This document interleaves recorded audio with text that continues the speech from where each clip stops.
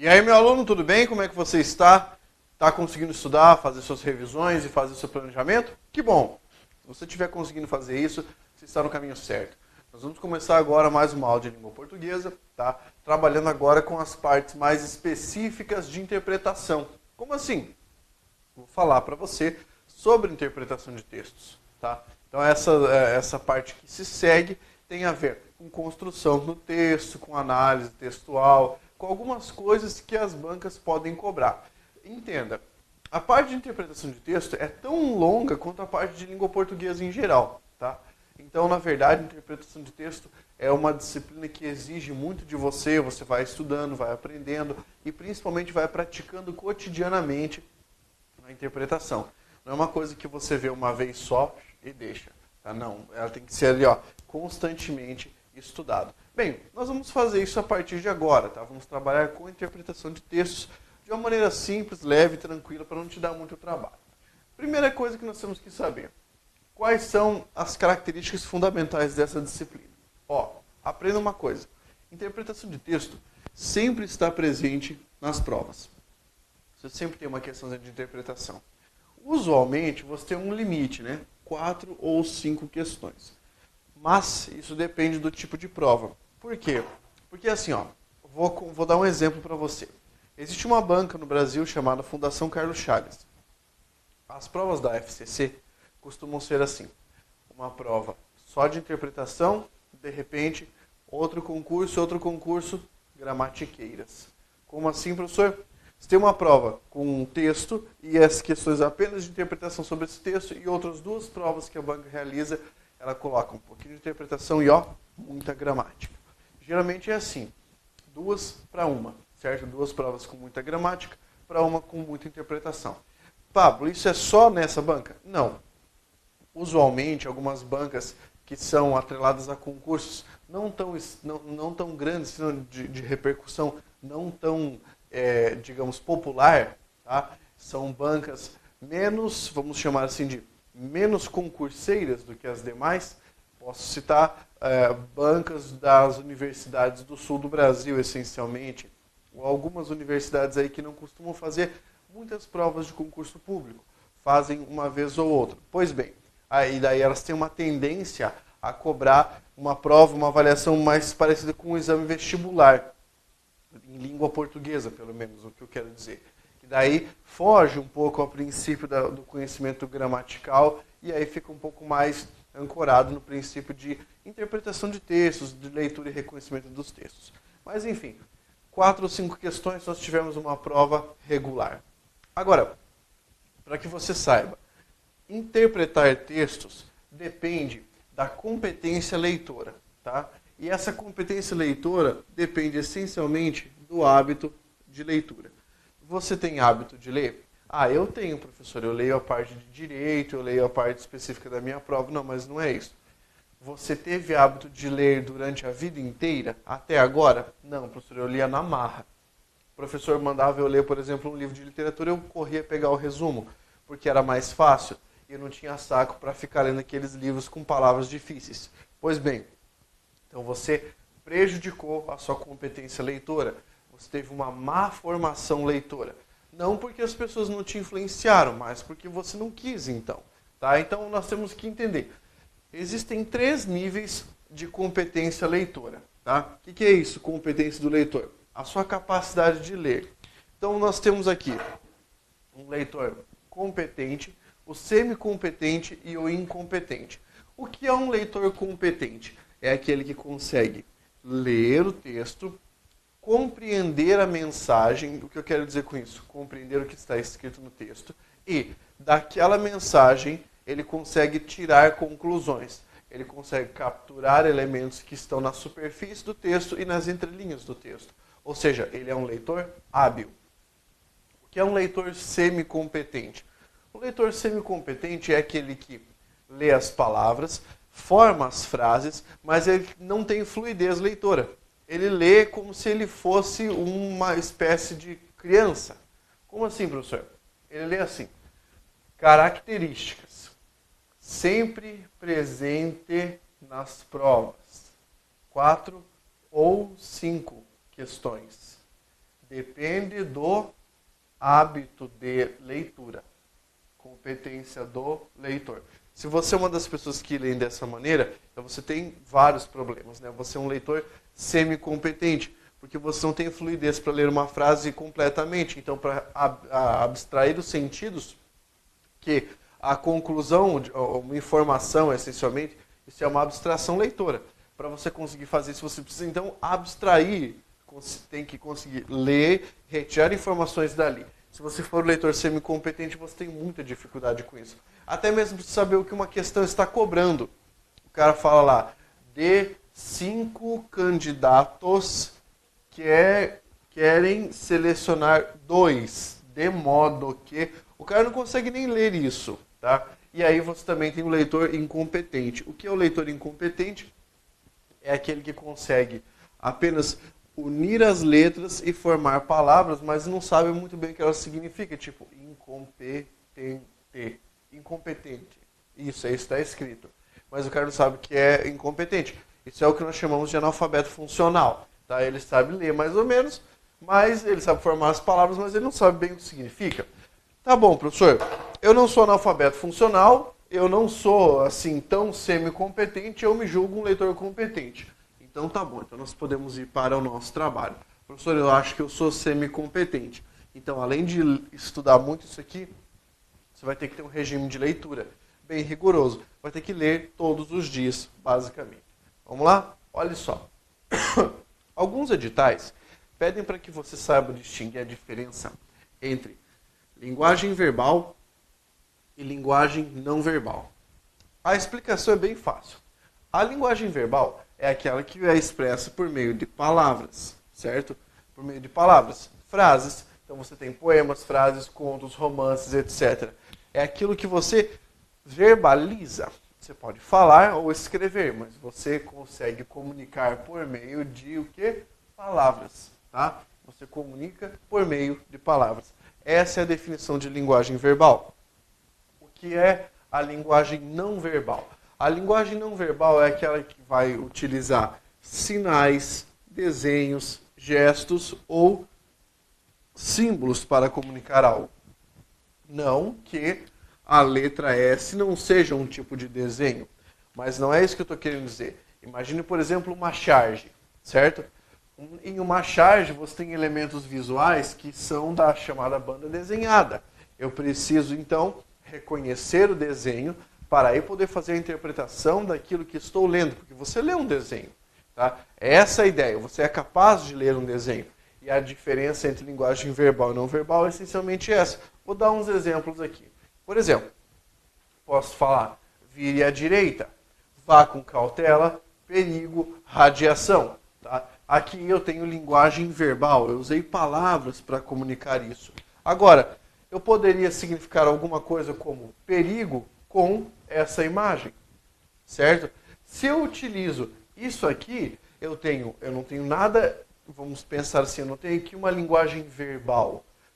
Porque o que você tem basicamente é um triângulo com as bordas pretas, o fundo amarelo, um crânio e 2 ossos. Isso aqui popularizou-se, tá? Isso aqui acabou se popularizando como a imagem ilustrativa de perigo. Ou seja, essa é a imagem que você utiliza quando você quer que alguém tenha atenção a alguma coisa. Isso aqui é perigoso. Isso aqui é linguagem não verbal. Placas de sinalização no trânsito, a maior parte, linguagem não verbal. Quando você tem uma seta, certo? Uma seta assim, você tem um tipo de curva. Você tem uma seta assim, você tem outro tipo de curva. Beleza? Você tem uma seta assim, quer dizer, bebaço, brincadeira, tá? É outro significado. Então perceba, a linguagem, tá, pode ser expressa por meio de outras formas que não apenas palavras. Por isso linguagem verbal e não verbal. Pode cair em prova? Pode, alguns editais costumam cobrar isso. Outro conhecimento bastante importante é o que nós chamamos de tipologia textual. O que é isso, tipologia textual? Basicamente, é a capacidade de um indivíduo reconhecer os tipos de texto com os quais ele trabalha, ou seja, o tipo de texto que ele está lendo. Como assim tipo de texto, professor? Quando eu digo tipo de texto, é a maneira como o texto está organizado, certo? A maneira como o texto aparece e como nós podemos rotular a partir da sua organização. Bem, existem algumas tipologias que são mais cobradas. Eu vou comentando aqui e ao longo desse nosso estudo eu vou dando os exemplos, certo?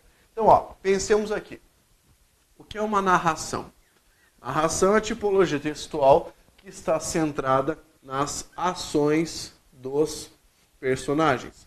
Então, a principal coisa de uma narração, você vai pensar numa história. A principal coisa é você dar uma sequência de ações. Perfeito? Que é diferente de uma descrição. A descrição é uma tipologia textual que está calcada, tá, em apresentar características de alguma coisa ou de alguém. Características, qualidades, certo? E aqui nós temos essa ideia fundamental. Descrever, mostrar como é, quais são as características. E a dissertação? A dissertação é um tipo de texto que tem como fundamento demonstrar conceitos e opiniões, tá, sobre um assunto, sobre um fato.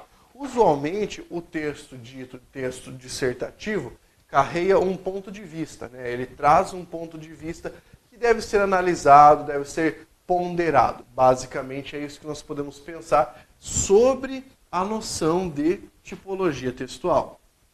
Muito bem. Uma vez que você identificou isso aí, o que nós podemos fazer? Trabalhar com essas tipologias, tá, para que isso fique mais claro. Aí você fala assim, professor, e outros tipos de texto? Por exemplo, uma charge. Bem, charge é um texto que pode misturar duas formas de linguagem, verbal e não verbal, tá? E que vai apresentar algumas características curiosas, né? Então pense, você tem a charge presa ao espaço e ao tempo. Não entendi, professor. Geralmente a charge é utilizada para dar algum tipo de crítica ou uma opinião a respeito de alguma coisa, certo? E essa charge tem um prazo de validade no espaço e no tempo. Por quê? Porque se eu mostrar uma charge brasileira, tá? Uma charge sobre a situação política brasileira, hoje, tá? Eu consigo entendê-la, por quê? Porque eu vivo num contexto em que eu consigo, minimamente, apreender as características da política brasileira hoje. Agora, pego uma charge e vou buscar uma charge de 80 anos. Eu vou fazer um retrocesso de 80 anos. Pode ser que eu não compreenda. Se eu não tiver uma boa noção de história, eu vou olhar uma charge e não vou compreender. Outro exemplo, presa ao local. Eu pego uma charge que é publicada no jornal local aqui da minha cidade e que tem a ver com o modus vivendi, né, com a maneira como as pessoas vivem aqui na minha cidade. E daí eu envio para você. Você que está aí me assistindo, sei lá, você está no norte do Brasil, ou você está no nordeste, ou você está, sei lá, na região centro-oeste, mas não está aqui no Paraná, certo? Não está aqui na minha cidade. Você não vai entender, a menos que você leia alguma coisa a respeito dessa notícia. Então, a charge tem condições para a sua compreensão. Condições espaciais e condições temporais. Beleza?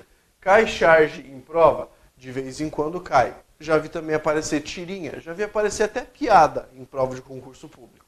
Tá? Então, não duvide daquilo que o elaborador possa fazer. Depois, texto instrucional. Professor, o que é isso? O próprio nome já te ajuda. Se ele é instrucional, ele é um texto que apresenta o quê? Instruções a respeito de como fazer alguma coisa. Então vamos pegar de exemplo o texto instrucional. Receita de bolo, manual, guia. Na verdade, qualquer tipo de receita que vai ensinar você a fazer alguma coisa. Tá? Então aqui você tem um texto de natureza instrucional e ele é bem característico, né? Aparece lá, ingredientes ou itens necessários, modo de preparo ou modo de montagem. Essa é a característica. Professor, já viu texto instrucional em provas? Também já vi. Textos de publicidade, sabe? Aparece uma peça publicitária, uma imagem e um argumento de persuasão. Também já vi isso em provas. Tudo bem? Então, Não é uma coisa assim que você pense, meu Deus, que coisa complexa. Não é complexo, isso aqui é só uma espécie de resuminho para nós podermos mergulhar no conteúdo. Ó, agora, mais especificamente falando sobre a narração. O que é a narração? Texto que tem o foco nas ações. É por isso que você vai ver muito verbo no pretérito. Mas não quer dizer que o meu texto está cheio de verbos no pretérito, então ele é uma narração. Não significa isso. Eu quis dizer que é comum você encontrar verbos empregados no pretérito perfeito do indicativo, mas eu não estou dizendo que o pretérito imperfeito do indicativo seja a única forma. Não tem nada a ver, tá? É só para que você saiba. São ações que já passaram e alguém está narrando. Então a primeira coisa que você tem que saber que há em uma narração. Depois, os operadores da narrativa, né? Pensemos aqui. Se eu posso ter personagens como operadores da narrativa. Então, os personagens são os indivíduos que podem existir ou não, né? Podem ser só momentos ficcionais ali, e eles vão praticar ações da narração, certo? O que as bancas costumam perguntar para você? Alguma coisa sobre as características e sobre os comportamentos que os personagens demonstram, ou seja, quem age, quem atua dentro do texto. Esses personagens vão atuar, vão desenvolver suas ações, na verdade, dentro de um espaço. O que significa isso, professor? Dizer que existe um espaço narrativo. Basicamente, o espaço é o local em que as ações da narrativa ocorrem. Aí você pode ter uma divisão. Se você tiver mais de um local para a ação, nós chamamos de espaço aberto. Se a ação transcorrer em um local só, nós vamos chamar de espaço fechado. Tá, professor, isso faz muita diferença? Depende. Se a sua prova tiver no currículo a cobrança sobre operadores narrativos, isso pode aparecer para você. Tempo. O que é o tempo, professor? É o momento, tá, cronológico em que ocorre a narração. Mas, na classificação de tempo, nós podemos ter o seguinte, um tempo bem marcado, que é um cronológico. O tempo do relógio fala dias, meses, anos, horas, enfim. Você pode ter um tempo não marcado e desregrado, que é o tempo psicológico. O cara faz um flashback, ele avança, ele volta na história, tudo sem te avisar, certo? Isso é o tempo psicológico. E você tem um tempo não marcado mais linear, que é o tempo da narrativa. O cara não fala se está passando o dia, se está passando a hora, ele só dá uma sequência de ações e você imagina que isso está acontecendo numa sequência temporal. Perfeito. Depois, a ação.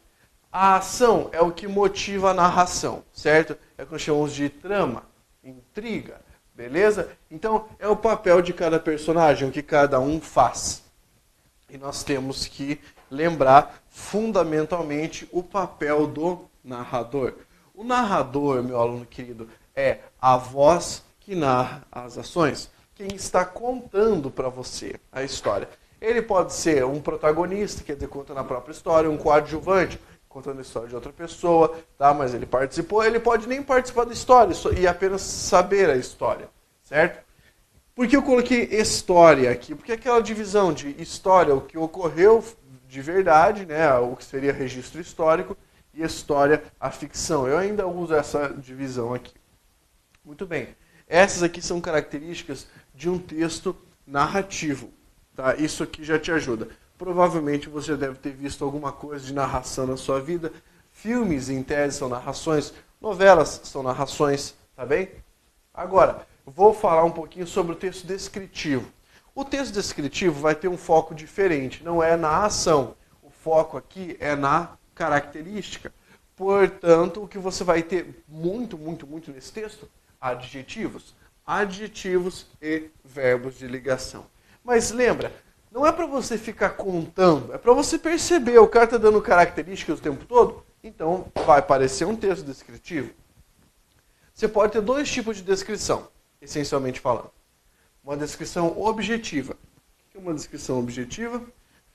É aquela que não quer transparecer sentimentos, certo? Não quer transparecer sentimentos. principalmente o que você tem ali, adjetivos caracterizadores. A ideia é demonstrar características, é mostrar para o leitor quais são as características daquilo. Por isso que nós dizemos que os adjetivos que aparecem são adjetivos objetivos. Eu vou tentar te mostrar um texto essencialmente descritivo aqui.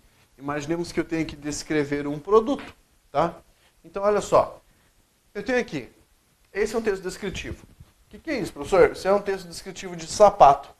Peguei um texto de uma descrição de um sapato e coloquei aqui, ó. Veja, isso é um texto descritivo. SKULU08, papapá, isso é como se fosse uma referência dele. Modelo de sapato, Lucas Salvatore 3090. Material externo, verniz. Material interno, sintético. Externo da sola, borracha. Cor, preto. Entendeu? Isso aqui é um tipo de texto que eu ressalto características. Categoria, calçados masculinos, sapato social sem cadarço. Entendeu? Veja, não tem nada de sentimento aqui. A caracterização é uma caracterização puramente objetiva. A minha intenção é demonstrar para o cara objetivamente a característica do produto, nesse caso, um sapato. A diferença de uma caracterização objetiva para uma subjetiva. Numa subjetiva, o que é que nós temos? Tem que demonstrar para ele, então, os sentimentos, certo? Sentimentos, ou ainda as emoções que eu sinto. Então, eu vou utilizar adjetivos qualificadores. Para isso, eu peguei um trecho de texto, tá? Atenção, esse trecho de texto é de uma narração, mas não quer dizer que eu não possa ter trechos descritivos em um texto narrativo. Isso é super importante você entender. O texto pode ser híbrido. O que significa isso? Em alguns momentos, ele é narrativo. Em outros, ele é dissertativo. Em outros, ele é descritivo. Nada impede. Se a banca pedir, o texto é predominantemente alguma coisa, aí você vai observar o que tem mais. Tem mais narração? Predominantemente narrativo. Tem mais descrição? Predominantemente descritivo. Tem mais dissertação? Predominantemente dissertativo. Isso aqui é um trechinho de texto. Tá? Então, olha só, vamos ver a descrição aqui. Amália seduzia principalmente pela graça radiante e pela viçosa e ingênua alegria que emanava nos lábios vermelhos, como nos olhos de topázio, e lhe rorejava a lúcida beleza. Cara, tem adjetivo pra caramba aqui. Radiante, viçosa, ingênua, tá? Vermelhos, olhos de topázio e lúcida beleza. Só em um parágrafo, tá? Agora veja como o cara coloca a opinião aqui. Lúcida beleza, graça radiante, viçosa ingênua alegria. Continuando. Sua risada argentina era a mais cintilante. A Argentina aqui não quer dizer que a mina era da Argentina. Quer dizer que ela tinha um sorriso de prata, tá? Prateado. Por quê? Porque argentino vem de argentum, do latim prata. Beleza? Cintilante, brilhava. Das volatas que ressoavam entre os rumores festivos da casa, onde à noite o piano trinava sob os dedos ágeis da melhor discípula do amor. Então aqui, ó, dedos ágeis, rumores festivos. Vamos continuar aqui. Acontecia-lhe chorar algumas vezes por causa de um vestido que a modista não lhe fizera gosto, ou de um baile muito desejado que se transferia. Mas essas lágrimas efêmeras, que saltavam em bagas dos grandes olhos luminosos, iam nas covinhas da boca transformar-se em cascatas de risos frescos e melodiosos. Isso aqui era o José de Alencar. Cara. O José de Alencar, na minha opinião, foi um dos romancistas, um dos autores que melhor, sem brincadeira, ele foi um dos caras assim, mais importantes, né? Um dos melhores autores. E o cara que escrevia com uma descrição fantástica. Aqui você percebe a intenção descritiva desse cara. Como ele fazia para demonstrar uma descrição, e essa descrição, muito bem feita, extremamente sentimental. Porque ele consegue colocar esse não vou dizer amor, mas ele consegue colocar esse sentimento no texto. Tá? Isso aqui fica muito claro quando você lê um texto do José de Alencar. Qualquer texto de José de Alencar. Ele é muito bom nisso. Tá, vamos pensar assim, na minha prova, professor. Como é que isso costuma cair? Você tem lá um texto e daí a banca pede para você. o texto é predominantemente narrativo. Ou o texto em questão apresenta trechos narrativos e dissertativos. O texto apresenta trechos, vamos colocar, objetivos e subjetivos. Também pode cobrar de você. Se a prova for um pouco mais complexa. Geralmente, o que é mais básico, aquilo que as bancas costumam cobrar mais, é a característica da predominância. Claro, eu te mostrei aqui uma divisão bem breve, bem fácil da tipologia textual. Ainda não mostrei para você a dissertação, que você precisa ver. Por quê? Porque é a principal parte. Digamos assim que, dentre as tipologias, é a tipologia mais cobrada. Então, eu quero que você reserve um tempinho para estudar a tipologia dissertativa, mas que você tenha consciência dessas que eu demonstrei, tá? Que eu quis mostrar para você com um pouco mais de detalhe, né? Colocar as características corretamente, um texto narrativo. Por exemplo, esse texto que eu li para você, aqui, ele é predominantemente descritivo. Esses 3 parágrafos que eu separei são predominantemente descritivos. Mas se você considerar o livro de que eu tirei, que daí é um livro bem maior, o texto é predominantemente narrativo. Tá? Então, essas formas híbridas convivem bem na língua. E na prova também. Vai do trecho que o elaborador selecionou para avaliar você. E daí ele pode colocar ali 4 ou 5 perguntas e mais algumas gramaticais. Tudo bem? Bem, respire fundo, que essa é a primeira parte da interpretação de texto. Nós primeiro precisamos ver outros elementos necessários a isso. Lembrando que a interpretação de texto que você está vendo aqui é a interpretação de texto básica. É aquela que você tem em qualquer tipo de prova. Tá? Você não precisa se aprofundar muito nessa parte. Agora, depende, se você tiver uma prova mais interpretativa, a minha recomendação é que você pegue e estude muito mais a parte de interpretação. Ok? Continue estudando. Força, guerreiro!